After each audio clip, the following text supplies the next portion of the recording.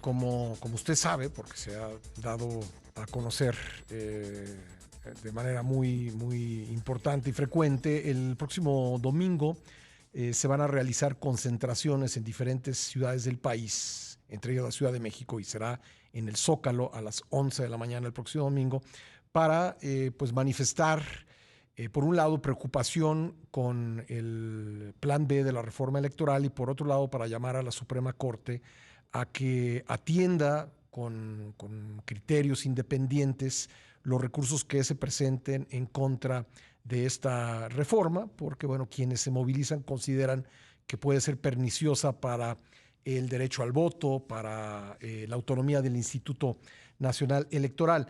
El presidente López Obrador habló en su conferencia mañanera de ayer sobre esta concentración. Vamos a escuchar parte de lo que dijo.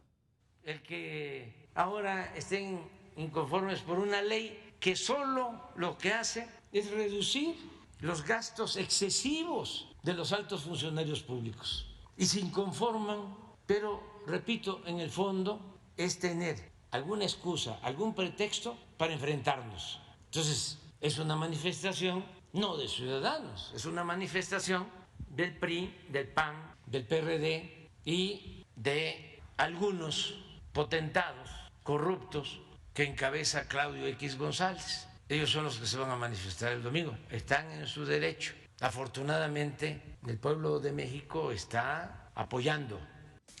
Y vamos a hablar sobre esto con Carlos Navarrete, integrante del Frente Cívico Nacional, que es una de las organizaciones que han convocado a estas manifestaciones el próximo domingo en 75 ciudades de la República. Carlos Navarrete, integrante del Frente Cívico Nacional. ¿Cómo estás, Carlos? Pascal, muy buenos días. Muy bien, muchas gracias. ¿Qué opinas de lo que dijo ayer el presidente sobre las movilizaciones, las concentraciones? Fíjate, Pascal, que cada vez que escucho al presidente descalificar esta lucha de muchísimos mexicanos y mexicanas por preservar la democracia que hemos construido durante tantos años, siempre recuerdo lo que pasó en 1988 y el inicio de las reformas en 1990, ya hace 33 años prácticamente. 33 años nos costó construir un sistema electoral que se alejara de los viejos fraudes, de la compra de votos, de los recuentos amañados, del relleno de urnas, de quien el gobierno decidía quién ganaba y quién perdía, de toda esta parafernalia que había en el régimen de partido de Estado, donde el partido y el gobierno eran uno solo, y la oposición teníamos que luchar contra el presidente, contra el secretario de Gobernación, contra el PRI, contra los gobernadores, contra todo el aparato de gobierno, y que en sucesivas reformas llevó a la creación del Instituto Nacional Electoral hace unos años. Y me sorprende muchísimo y también me indigna que el presidente mienta con tanta facilidad, que ignore y que ni siquiera mencione lo que hicimos juntos, incluyéndolo a él de manera preponderante cuando fue presidente nacional del PRD, cuando en el 2006, después de la elección en la que participó, la primera que él perdió, llevamos a cabo una reforma integral para evitar que el gobierno se metiera en las elecciones. Y ahora el presidente ignora todo eso y descalifica con una simpleza. No es verdad que la reforma que él propuso y que sacó adelante su partido en la Cámara en leyes secundarias sea simplemente para bajar el costo del INE. No es cierto. Es una reforma secundaria que pretende modificar la Constitución, y legalmente, por supuesto, porque las leyes secundarias no pueden estar por encima de la Constitución, para controlar el INE, para someterlo, para debilitarlo y para que el gobierno pueda tener todas las capacidades desplegadas para participar e influir en las elecciones sin que el órgano electoral le ponga un alto.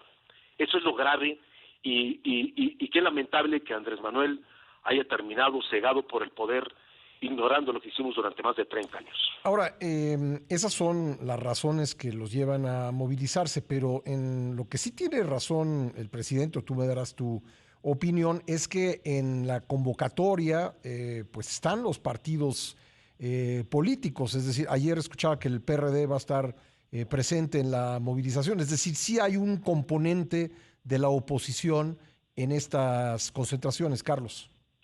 Mira, Pascal, la convocatoria tanto del 13 de noviembre como la del domingo 26 de febrero próximo, el próximo domingo, la han hecho más de 110 organizaciones del más diverso tipo, organizaciones civiles, sociales, colectivos, muy diversas organizaciones, no solamente en la Ciudad de México, sino en el país. Pero hay una participación libre o espontánea de muchos ciudadanos y también los partidos han decidido sumarse a esta convocatoria. Hay que decirlo con claridad para no satanizar eso. ¿Quiénes fueron derrotados en las cámaras al imponerse esta reforma? Los partidos que se opusieron, el PRI, el PAN, el PRD, el Movimiento Ciudadano, que se opusieron y que lograron parar la reforma constitucional primero. Pero luego vino las reformas secundarias que no requieren mayoría calificada. Y los partidos dieron su batalla. ¿Cómo decirles que no pueden participar como si los ciudadanos caminaran por un lado y los partidos debieran caminar por otro? Claro que hay una convocatoria ciudadana y partidaria también, y bienvenida esa convocatoria. Ahora, ¿qué es contra él? Es contra su reforma, pero ahí no se equivoca el presidente, olfatea bien. Hay millones de mexicanos preocupados por la afectación del sistema electoral y hay millones de mexicanos que estamos preocupados por el rumbo que viene siguiendo el país en esta materia. Carlos, por eso esta convocatoria tan amplia. Hoy nos estamos conversando con Carlos Navarrete, integrante del Frente Cívico Nacional. Carlos, sin duda las críticas del presidente a la movilización anterior, la del 13 de noviembre, pues significaron una mayor asistencia. Incluso aquí lo platicamos tú y yo, y me dijiste en tono de broma que le ibas a llevar una caja de galletas a Palacio Nacional para agradecerle que se hubiese ocupado tanto de aquella marcha y con ello haya provocado una mayor asistencia.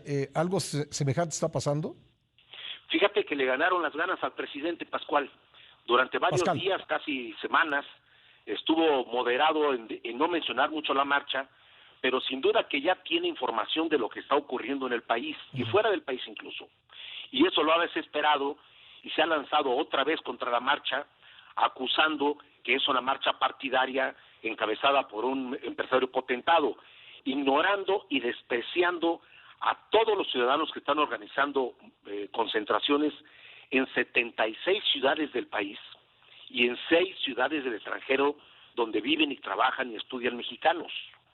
Es una concentración sin precedente la que va a ocurrir el próximo domingo, Pascal.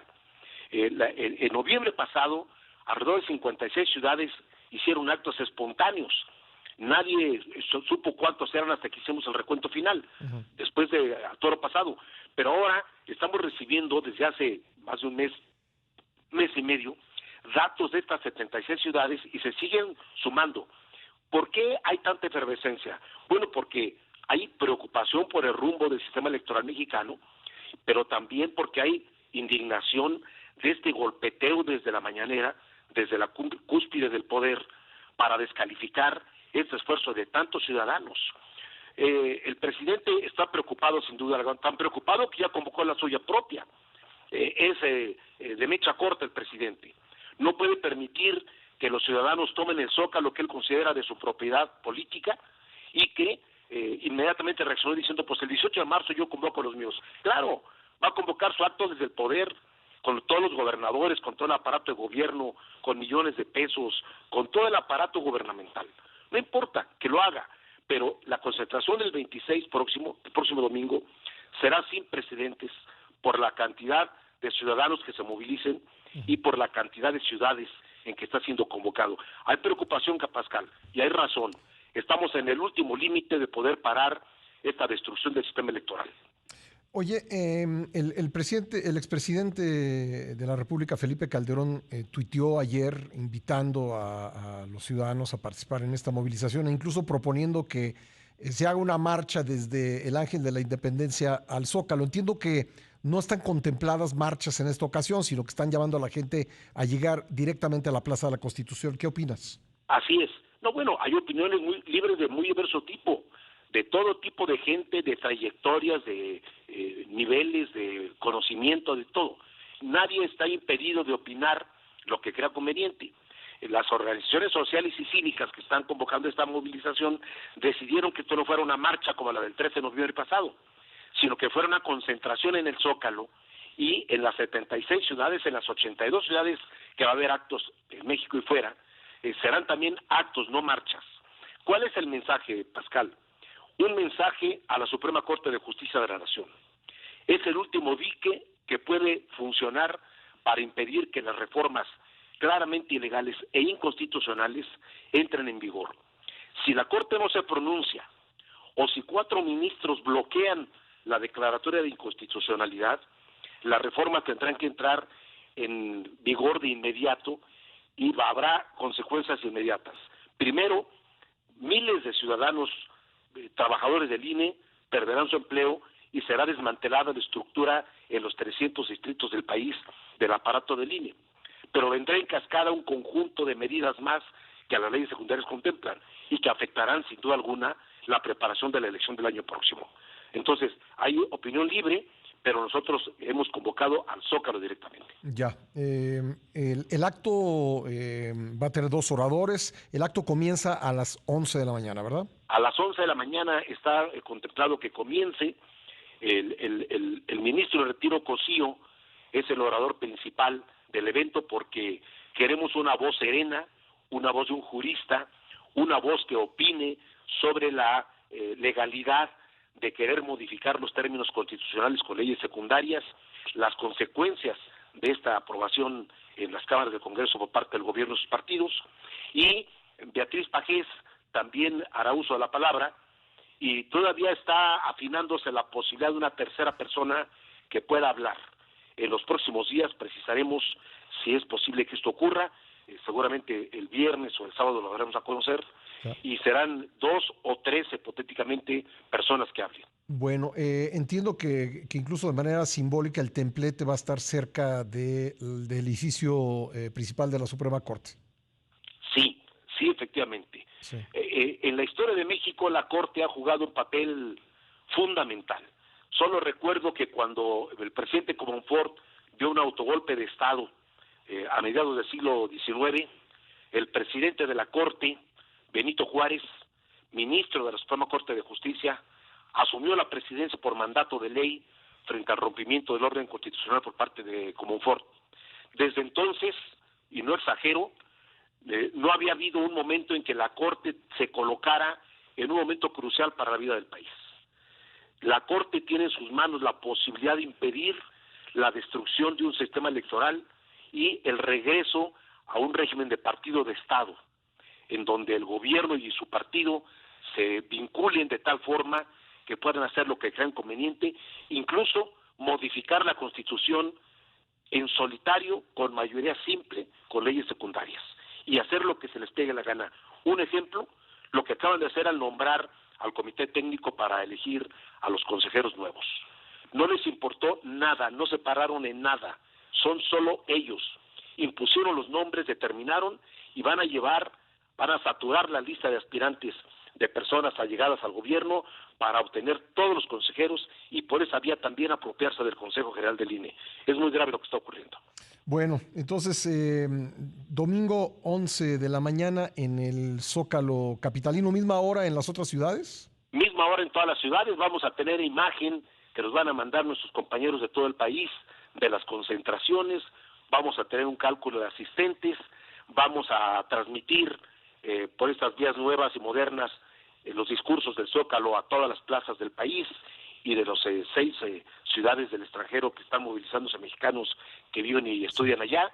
Va a ser un gran acto de solidaridad con el pueblo de México, con los ciudadanos y con la democracia fundamentalmente. Y habrá muchísimas personas en las calles ese día con alegría, con entusiasmo, pero también con preocupación, movilizándose. Carlos, por último, me queda un minuto, pero tú tienes mucha experiencia en esto y por eso te pregunto, siempre la polémica cuando va a haber un acto en el Zócalo es la misma.